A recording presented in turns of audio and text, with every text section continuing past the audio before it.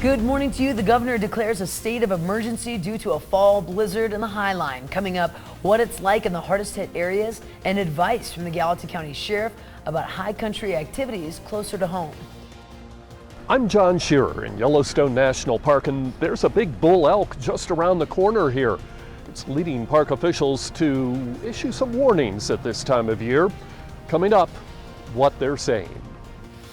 Good morning to you. 6:30 here on this very chilly Monday. Happy January. Happy January. I'm Missy O'Malley with Mr. Winter himself, Chet Lehman. And Matt Elwell, of course, has our Monday forecast for you here in just a moment. But our top story is clearly, everybody knows, walloped by winter, especially for some parts of Montana. Winter miser. Thank you very much. Governor Steve Bullock has declared a state of emergency, citing the state's severely early season storm. Governor said the National Weather Service did a good job predicting that storm, and that gave state and local agencies a chance to coordinate and put equipment in place. Now, on our websites, learn the hardest hit counties and what Montana State Emergency Coordination Center is doing for all the counties in the Treasure State. Now, that hardest hit area along the High Line near Glacier National Park. Meteorologist Curtis Grevenitz is at the center of the storm belt. A major snowstorm continues to hit Montana here. I am currently up just west of Browning on the High Line. Highway 2 west of Browning over to East Glacier is closed. Now, I have been told that there are two snowplows that actually got stuck and a highway patrol car that is stuck here west of Browning, east of Glacier. The road is closed and there is no anticipated opening just yet of the road. As you can see, blizzard conditions here up along the east side of the Rocky Mountain front.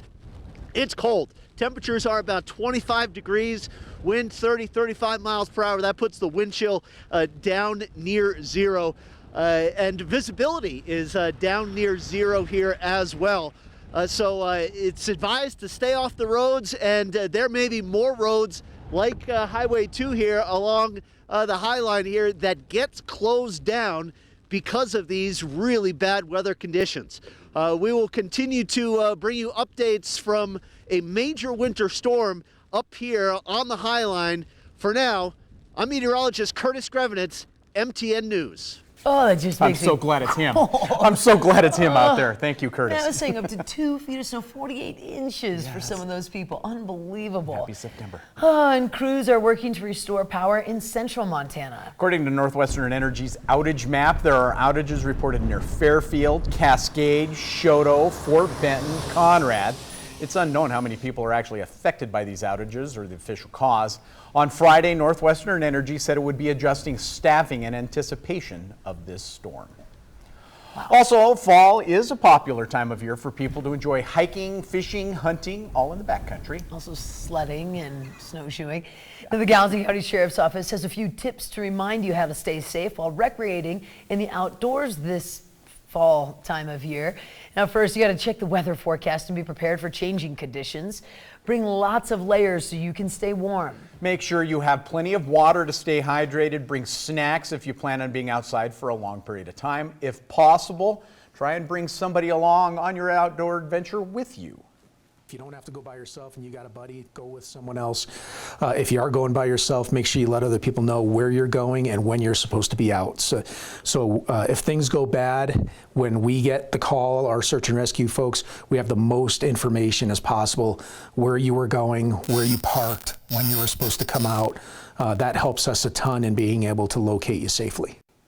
And it goes without saying, but we're going to say it again. Finally, don't forget your bear spray. Carry it on your belt, someplace that you can easily access it. Make sure you know how to use it as well. You can learn more about how to use bear spray by visiting our websites. I usually bring snacks even if I'm not going out for a very long time. Just from here to the newsroom. Yeah, that's right. If Donna Kelly's working, we always have snacks. Got snacks in the back. Yeah, that's right. Thank you, Donna. Glad to have her back on the weekends, by the way. It's been great.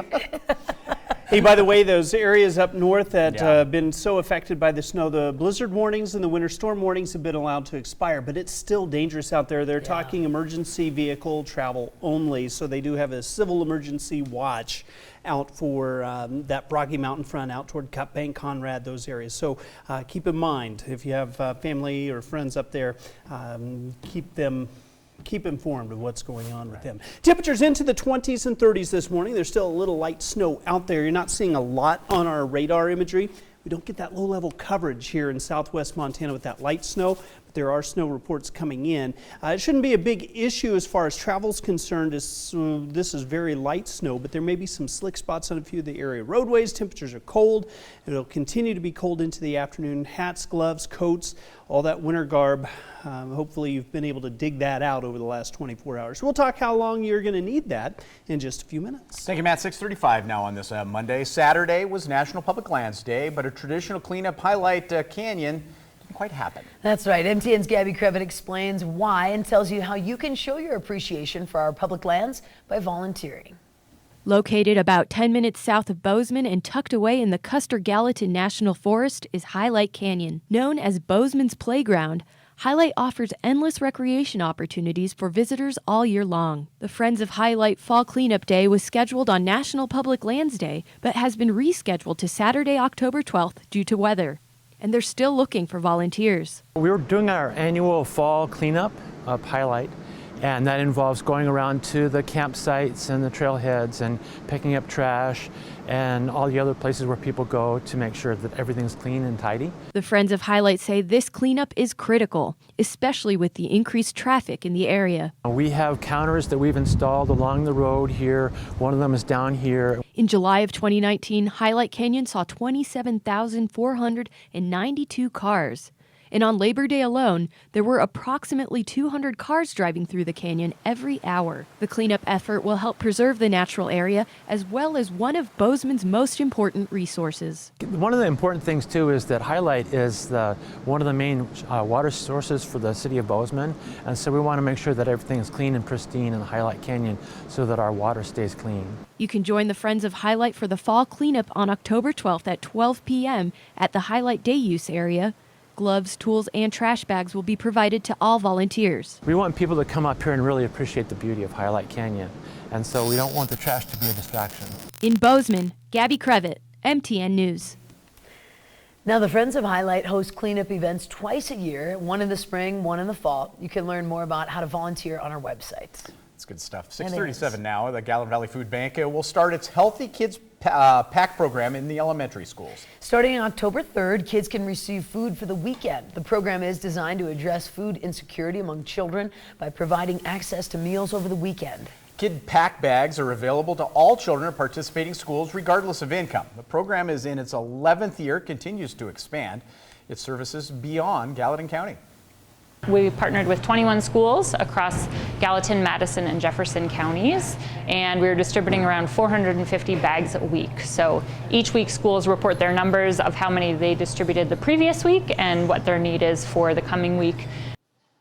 Gallup Valley Food Bank also has the Kids Pantry program, which provides middle schoolers and high schoolers access to food for the weekend. You can learn more about what schools are participating in the program by visiting our website. It really is a great program. It really is. And like they say, it doesn't even matter with money, but sometimes it's just getting the balanced meals, because a lot of times kids don't want to have those balanced meals. Teens are tough on that. That's right, that's right. Now, if you are going to be visiting Yellowstone National Park at all, you want to take some extra precautions to stay safe. MTN's John Shearer reports the annual Elk Rut in the park may be exciting, but it can also be very dangerous. The cow elk that you can see right over here are calm now, but at this time of year, the big bulls are collecting and protecting their harems. That means that if you're visiting, especially this part of the park at this time of year, you're going to want to pay special attention to your surroundings so you always know what's going on. The elk rut is dangerous to visitors who are not aware of elk behavior, erratic behavior. And that's a problem because elk like to hang out in one of the most popular parts of the park, the Mammoth Visitor Complex. Here in the Mammoth area, there are a total of 3 very large bull elk. Last September, an Italian tourist was injured when an elk charged his group. Oh, I think I got it. Worthen says people need to keep an eye on what the elk are doing. Behaviors to watch for are bull elk that are bugling. The bulls are skittish and can take off running sometimes right at you in an instant. So it's erratic behavior that visitors should be aware of. This is a typical night in Mammoth at this time of year, where crowds of people are trying to get close to these big elk. Rangers are darting all around, warning people back, trying to head off problems. The elk are all worked up during the height of their mating season, staking out territory like this big bull tearing off branches in a tree just a few feet from a parked tour bus. Elk are dangerous this time of year. So, how close is too close? Park regulations say you should stay at least 75 feet away from elk. But at this time of year, during the rut, when a big bull like that one right over there can take off at a dead run in an instant, even that may be too close. In Mammoth, in Yellowstone National Park, I'm John Shearer for MTN News. Now, park officials say the elk rut is at its peak right now. Will start to fade about mid-October. It is awesome to hear, to see, and all of that, but use some common sense, people. That bugle should also be a big warning Those sign. bulls have got a one-track mind, and you do not want to get in their way. No doubt about it. We do have to take a quick break. Here's a look ahead on Montana This Morning.